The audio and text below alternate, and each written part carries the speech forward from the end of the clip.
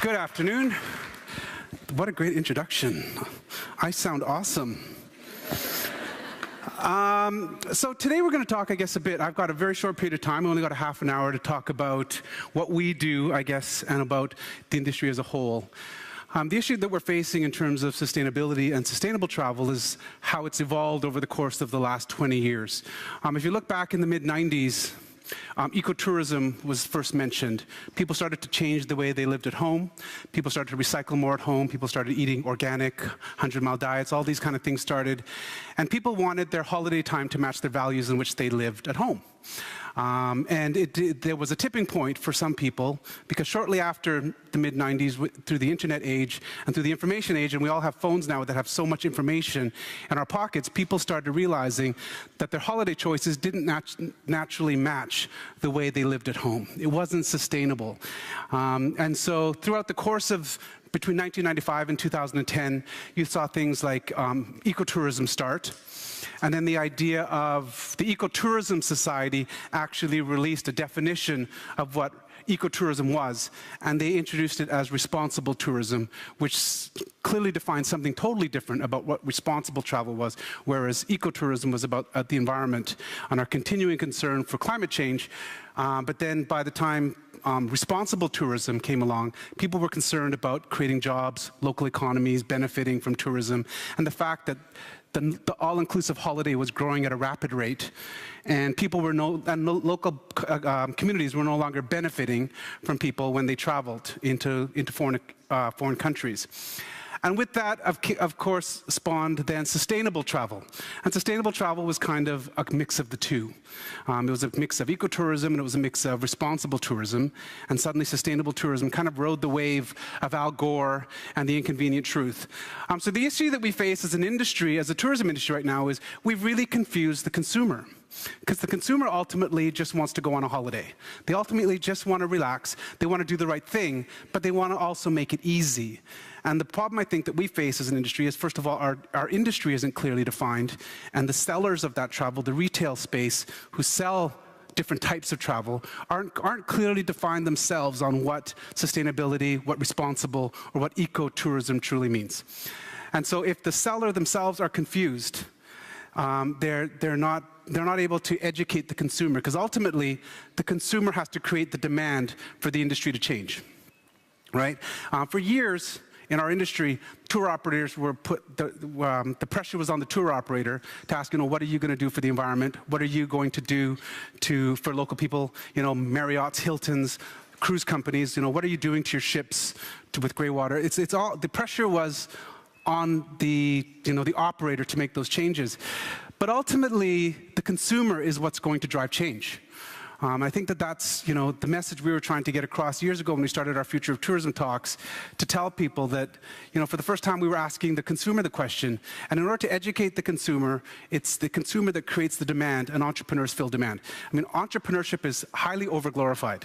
And especially today, we have 27-year-old billionaires who are, creating stuff, and so entrepreneurs have become very sexy, and it's become something interesting, but it's very few entrepreneurs that create new programs or new ways in which you do things like Apple or Facebook or these kind of companies. 99% of entrepreneurs create products for demand. So if you create that demand, they fill that product. So if people choose more sustainable products, then that demand will be filled by tour operators. A good example would be in the hotel world, where Hilton was very quick to put to the world, and did many different programs prior to Marriott that jumped on much later and decided to do different things in order to fill the demand of consumers, where they see two equal products, but if they feel good about one, they're going to book that ahead of the other. So looking back, just looking at the tourism industry, I'm going to see if I can change this, right. I've got to give you some statistics. 10 years ago, 1 in 5 people chose an all-inclusive holiday.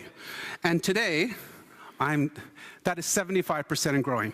So more and more people are choosing all-inclusive compounds, cruises, and these created environments. And I've done a few interviews today, and people are all asking me about these statements that I make. One of them being that it seems like tour operators spend all their time trying to create Western environments so people feel like they've never left home. And we're kind of company that says if you don't want to feel like you're at home, you should just stay at home. Is what our message is. Like, if you should really feel like you're traveling to another country, and it seems like in today's world, we're trying to create these Western bubbles so people feel like they've never left their comfort zone when they travel. And these all-inclusive holidays are growing in number. And probably one of the most horrifying statistics from the UNEP, the United Nations Environment Program, out of every $100 spent on a vacation or tour, in a developing country, actually only $5 actually remains in the economy. So that's a horrifying statistic that came out of UNEP, that local people aren't benefiting as more and more people crowd into compounds and resorts. And so this is what's not sustainable in our industry, right? Local people aren't benefiting. As we see the rise of tourism, tourism or holidays and traveling is getting easier and cheaper than ever before. One of the amazing, in 2012, we had 1 billion tourists for the first time, which is amazing. Like, they've been talking about hitting that $1 billion mark for a very long time, and we hit it about 2 years earlier than they anticipated, because it's getting easier and cheaper than ever before for people to travel. We all see it. Every country has numerous discount airlines now. I mean, I think it's amazing in Europe where you can travel for £5. I don't know how but then they charge you $600 for tax, but I don't know how that works. That's a European thing. You guys have that down with those discount airlines. Travel for free, but pay $800 tax. But there's been 1 billion. It's getting easier and cheaper than ever before for people to travel, right? And there's 1 billion people traveling.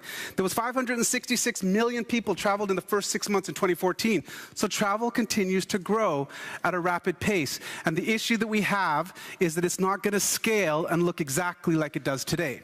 It's not going to mean that we'll double in size. They say we're going to hit 1.8 billion by the year 2020, right? So as a business case, people think tourism is a great industry to be in right now. There's not many industries in the world that can say that they are going to double in size in the next decade. Tourism can say that that's the plan, but the problem that we face on the sustainability side is it's not going to scale. It's not going to look exactly like it is today. There's going to be areas that are going to multiply times 5, times 10, like China is going to explode. Some of them are most iconic destinations, like the Pyramids of Egypt, the Great Wall of China, Machu Picchu. These areas are going to explode in tourism, and they're not going to just double. And someone has to be looking at the sustainability and how we're going to preserve some of the world's most beautiful and natural heritage sites. And in 10 years, according to the WTTC, the global GDP of tourism will be $10 trillion, or 10% of the global, the global GDP, which is an astounding number. So, the future of tourism that we talk about with my presentation anyways is about how can we make tourism be that force of good that can actually, change the world. And what would have to happen for companies to actually have that positive impact? And could tourism be the greatest form of wealth distribution that the world has ever seen? Because in contrast to all of that, out of the 40 poorest countries in the world, tourism is the second largest form of revenue next to oil. So people are traveling to some of the world's most in need and poorest countries in the world. So what would it take if more money was spent locally and more money was kept in that economy? What would it take for business models to have to change for tourism to be seen as one of the greatest forms of wealth distribution that the planet has ever seen? Right? With $10 trillion going on tours every day, what would have to happen? And so that, that's the kind of question we ask all the time at G-Adventures about how we can be a vehicle for that form of wealth distribution, right? Because we are traveling and people are wanting to go and see some of the poorest countries in the world. We can have that positive impact. In order for that to happen, people have to think differently. We have to think differently, and we have to go back to beyond our product.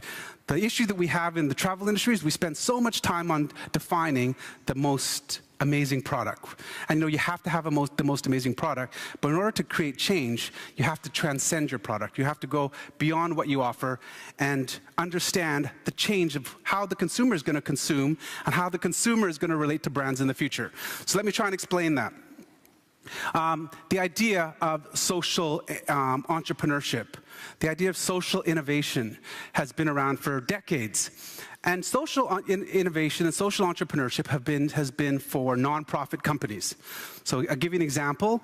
When World Wildlife Fund sells you a tiger, a stuffed tiger, for $10, they're acting like a regular company. They're selling you a product, but they're using that money to save the tiger. Right? That was traditionally social innovation, when a nonprofit acts like a for-profit company to solve a social problem. Right? That traditionally has been going on for a very long time. Lots of nonprofits around the world act like for-profit companies, selling products, selling services, different things where you can, even the Adopt a Child program, all these different things. They're selling services, but they're using that money to solve social problems.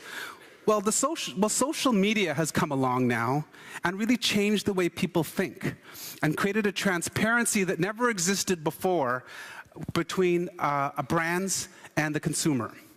An example of that I always use is Nike.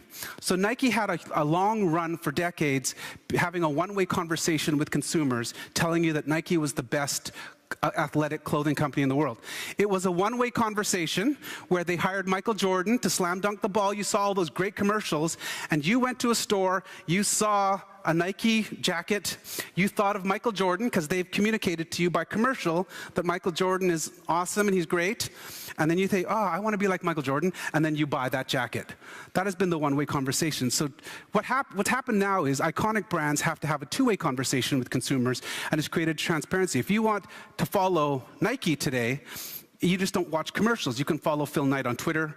You can follow all of their employees on Twitter. All of their factories have Facebook pages and have communication. If they treat any of their employees wrong, they have access to blogs and they can write anything. And so now that two-way conversation is a very different way in which you become an iconic brand. Iconic brands have been built through advertising campaigns, through a one-way conversation for the last 50 years. And we all believe it.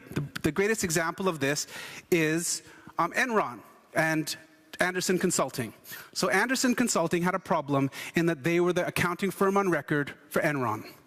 So when Enron had the fraud charges, they thought, we've got a problem. We are the accounting firm for Enron. What are we going to do? So what did they do? Overnight, they got the consulting division, their most profitable division, and they hired the athlete of the moment, who was Tiger Woods. So think of Tiger Woods back then. He's not so great now, but back then he was the best athlete. And they took a billboard in every airport in the world. Do you remember the Tiger Woods billboards in every airport? And it said at the bottom, Accenture. Had Tiger Woods chipping from the green, and it said Accenture. Overnight, Andersen Consulting became Accenture. They changed their name, same people, same services, same company, but they hired Tiger Woods, and you then went to the airport, you saw Tiger Woods and said, wow, Accenture, it's a great company. They have Tiger Woods, they must be great. And overnight, we believed Accenture was the best brand ever, and they became the largest consulting company in the world overnight, from Andersen to Accenture, with just that one-way conversation. Well, unfortunately, that doesn't exist anymore, and that transparency in business is what's changing the way consumers change. The younger generation, the next generation, who actually, my daughter, who's 13 years old, told me yesterday, Facebook is for old people. I was like, what? Please. I'm trying to, and there's a new kind of business that combines that, and it's called social enterprise. And social enterprise is really what's changing the line between social entrepreneurship, social media, and creating a new style of business, which is called social enterprise. Businesses and brands that make people's lives better, creating purpose around your product, and no longer just promoting the best possible product. You're creating a purpose for why people sell you, why people buy you, and creating a two-way conversation through transparency, through social media, which is engaging people to brands at an unprecedented level, but it's very different to the one-way conversation that Nike had in the 90s, or if McDonald's released a new McSomething sandwich, they would just hire Matt Damon in a movie placement and then hire someone, and you would believe overnight that it was the best sandwich in the world. That just doesn't work anymore for these for the next generation who's going to be consuming. So for the first time ever, large brands, in order to be an iconic brand, large companies have to act like small entrepreneurs. They're constantly, and they hate it. You know, we all have the same free tools. So with that creates opportunity for companies because we all have the same tools. We all have access to the same free tools to engage customers as McDonald's, as, you know, Harley Davidson, as Starbucks. All of these companies are engaging with the same free tools that we have access to. This is a good and a bad thing. It's, you know, it causes a lot of noise. You guys have probably seen all kinds of noise when you switch on your phone with advertising and email promotions that are constantly coming at you. But at the same time, for small entrepreneurs or small scale entrepreneurs, like how we started, or probably a lot of people in this room, the opportunities are great because we're all on this, it's a level playing field for the first time. You know, creativity comes from all over, you know, viral sensations happen in many different ways. No one can predict what will be the next big thing because we're all operating from the same tools to catch those eyeballs. And it's, and note that those, you know, those $100 million Accenture ad campaigns or the Michael Jordan $100 million campaigns to you know, sell a new set of running shoes no longer works, no longer has the same impact. And it does not create an iconic brand, which traditionally could have been bought. You know, if Procter & Gamble wanted to release a new shampoo, they would create the concept, create the design, and let's say they were saying, okay, it's going to be a sustainable shampoo, and we're going to call it Green Poo, and we're going to just... We are going to get Matt Damon to use it in his next movie. Everyone's going to see it. And we're going to get Cameron Diaz to do the commercial. And overnight, Green Poo is the best shampoo everyone has ever seen. We're all just using it, right? But now, companies like Dove. Do you remember Dove? And I don't know if Europe had the same campaign. Dove created a two-way conversation. So as an immigrant to Canada, Dove was the cheapest possible soap ever created to man when we were born, my parents went shopping. They would pay $4.99 and get 25 bars of Dove this long. And they'd bring it home, and they couldn't even fit it in the car. They'd tie it to the roof as they brought home the Dove. Dove started an ad campaign that was black and white, and they had, you know, the naked middle-aged women, curvy women that were kind of crouched down, and they had a voting campaign. Is it naked, or is it wrinkled, or is it beautiful, was the question. And you're kind of like, both, but anyways. And suddenly, overnight, Dove, with the same products, the same shampoo, the same soap, the same everything, overnight became a premium brand. And if you look at Dove soap, the same company, if you look at it in any store now, it's in line with the premium brands, all over a two-way conversation through viral communication. Giving you an example of how iconic brands these days are made. But leadership is about creating a movement. And people don't understand the old tradition of what leadership truly means. Leadership is today about creating a movement. And I give those examples all the time. And I always show a video showing, you know, because people say, well, what does that mean? The old tradition of leadership, of leading your employees into battle, and, you know, the Henry V or the Braveheart kind of leadership doesn't exist anymore. And leadership to the consumer is about getting people involved in your story and creating a social dialogue and your culture becoming part of your brand. Because people buy things from people. People buy things from other people in the future, not companies. Here's an example of what a movement looks like in 2 minutes. Take a look. If you've learned a lot about leadership and making a movement, then let's watch a movement happen, start to finish, in under 3 minutes, and dissect some lessons. First, of course, a leader needs the guts to stand alone and look ridiculous. But what he's doing is so simple, it's almost instructional.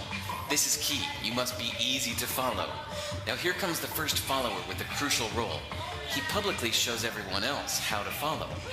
Notice how the leader embraces him as an equal. So it's not about the leader anymore, it's about them, plural.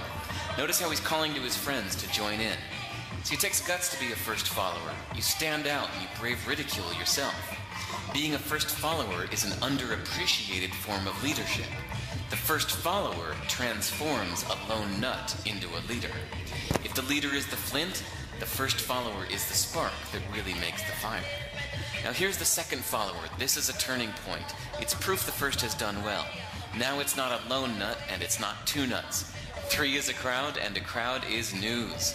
A movement must be public. Make sure outsiders see more than just the leader. Everyone needs to see the followers because new followers emulate followers, not the leader. Now here come 2 more people, then 3 more immediately. Now we've got momentum. This is the tipping point, and now we have a movement.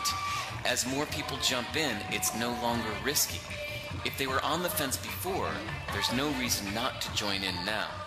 They won't stand out, they won't be ridiculed, and they will be part of the in crowd if they hurry. And over the next minute, you'll see the rest who prefer to stay part of the crowd, because eventually they'd be ridiculed for not joining. And ladies and gentlemen, that is how a movement is made. So let's recap what we've learned. If you are a version of the shirtless dancing guy, all alone, remember the importance of nurturing your first few followers as equals, making everything clearly about the movement, not you. Be public, be easy to follow. But the biggest lesson here, did you catch it? Leadership is over-glorified. Yes, it started with the shirtless guy, and he'll get all the credit, but you saw what really happened. It was the first follower that transformed a lone nut into a leader. There's no movement without the first follower. See, we're told that we all need to be leaders, but that would be really ineffective. The best way to make a movement, if you really care, is to courageously follow and show others how to follow. When you find a lone nut doing something great, have the guts to be the first person to stand up and join in.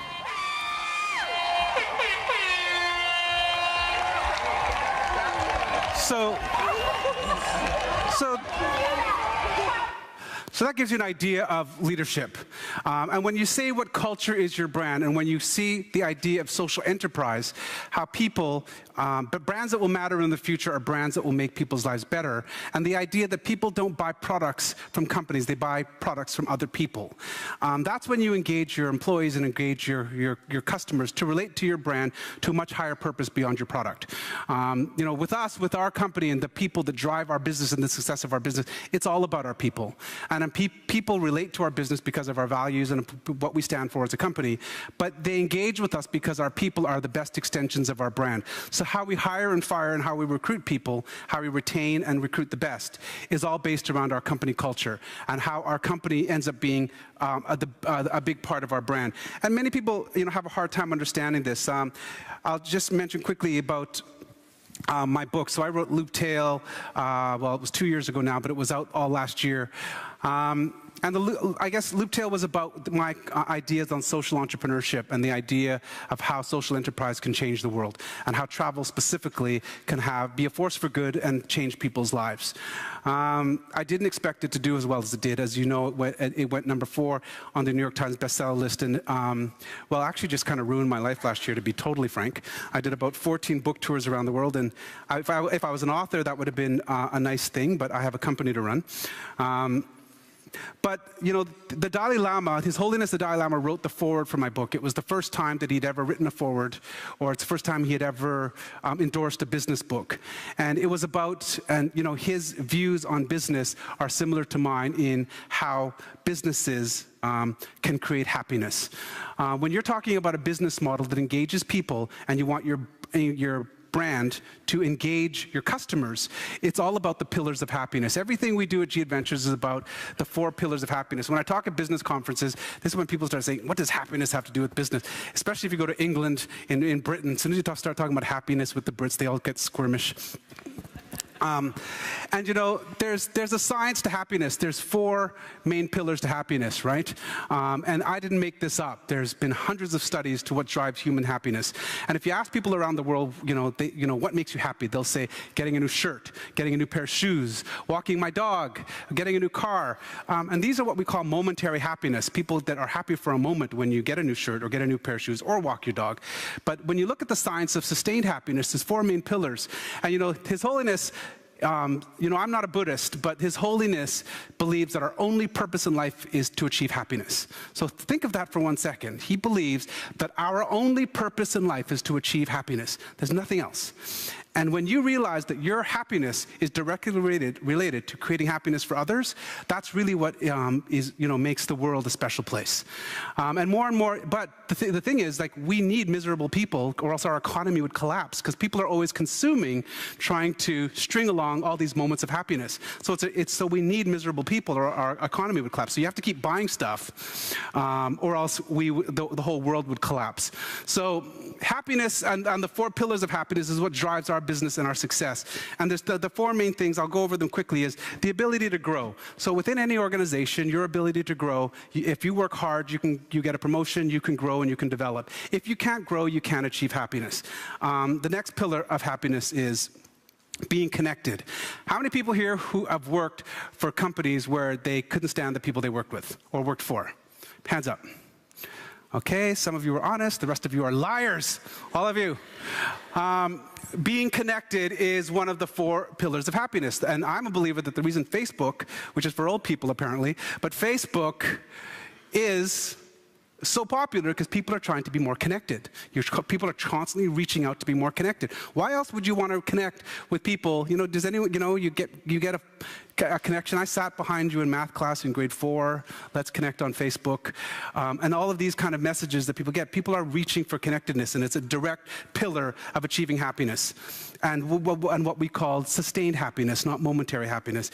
Being part of something greater than yourselves. Every company has to be able to create something and have every employee feel that they're part of something much greater than themselves. And having that purpose-driven business model. That in itself is what engages customers to a much higher purpose and engages you beyond whatever product it is you sell. And the last one revolves around freedom. The freedom to think differently, the freedom to make mistakes, the freedom to be whoever you want to be, and to be successful as a collective group of people. Those are the, you know, for us, how business models have to change, and it's relevant to tourism, but it's relevant to any space on how businesses are successful in the social revolution. You know, in a social space when you're trying to engage customers. Because the other thing that we have to think of as travel companies is we have to create a business model that transcends our individual cultures, because our customers can come from anywhere. So your customers can come from the Middle East, they can come from the United States, they can come from Scandinavia, but happiness is universal. Happiness drives everyone the same, you know, globally drives everyone the same way. And if you truly believe that our only purpose in life is to achieve happiness, there's no difference in why people would work for your organization. And attracting the best people, retaining the best people, all circled around a business model of happiness. And that was kind of what Looptail was about in a nutshell. And I want to just give you a couple examples. And I know I'm running out of time. I think I started late, but how much time do I have? Can I go on like an extra? Like, I think I started late. I've got a bit to go. You guys, if you have to go, just go. Pull up a chair. Let's have a slumber party. I'm going to just give you some live examples, because my worst fears when I talk to audiences is, and I came a long way, and remember how much you paid here. So just listen to me for 2 minutes. So my worst fear is public speaking, talking about these concepts of happiness, talking about these concepts of social enterprise without giving you live examples. So let me give you 2 live examples, and then I'll have you on your way. This is the Women's Weaving Co-op. So here's the issue that this is in Peru, to the Sacred Valley. We're the largest carrier of people on the Inca Trail than any other company in the world. We consume 32% of the global market share of Inca Trail permits. Number 2 is like 7%, to give you an idea of our size compared to everyone else. We pass through an area that has 0 employment for women, right? 0 employment for women, and we realize that the younger generation is no longer weaving. So they're losing all of their traditional storytelling, all their patterns, all of their Incan traditions, which is in weaving, because the younger generation is moving into Cusco to serve our customers. As we become successful, all of these children are working in the retail stores, working in restaurants, working in bars, selling stuff on the streets, whatever it is, they're all coming down from the hills to work to get jobs as we've grown over the years. So as a responsible business owner, I can do 2 things. I can say, well, that's not my problem, or we can do something about it. So we created the Women's Weaving Co-op, and the Women's Weaving Co-op was going to take all of our passengers as they drove out to the Inca Trail to start, and you would stop, and we would bring women in the village, 60 to start, 90, and now it's branching out into 2 different communities. They were going to weave all day, teach the younger generation how to weave, and our customers would come and spend the day on the way, learn how to weave, have lunch, and have time learning about the Incan traditions and textiles. It was a fantastic project. And for a business, social enterprise, this is an example of social enterprise. We solved a social problem that we saw as an issue, and we also created differentiation. So there's 1,000 companies around the world that offer the Inca Trail, but none of them have the Women's Weaving program. You know, the minute we opened the Women's Weaving Co-op, all of our competitors drove up with their customers. They said, "Can we visit the Women's Weaving Co-op?" We're like, "No, get the hell out, get your own." And so we then, of course, raised the bar of our industry as well, because we had something that nobody else had, right? Let me give you a quick video of what that looks like.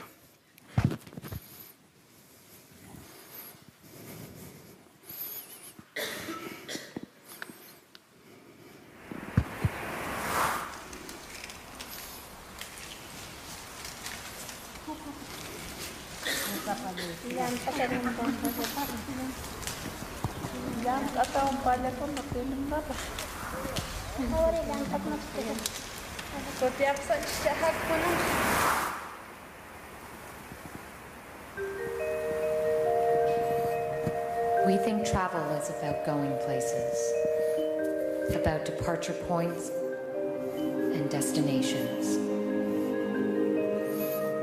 But this isn't why we go. A stamp in your passport reminds you where you've been, but not why you went. We travel because we're looking for something. Something important. Something meaningful. Something that matters.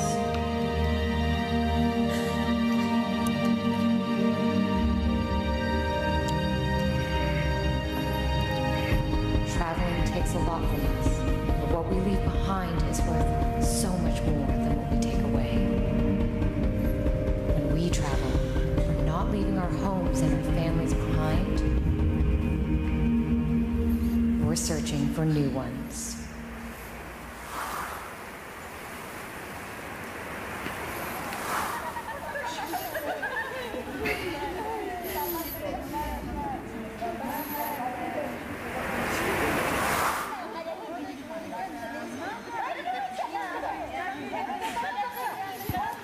So that gives you an example of social enterprise, how we use to solve the social solution, creating differentiation, finding a business solution for that.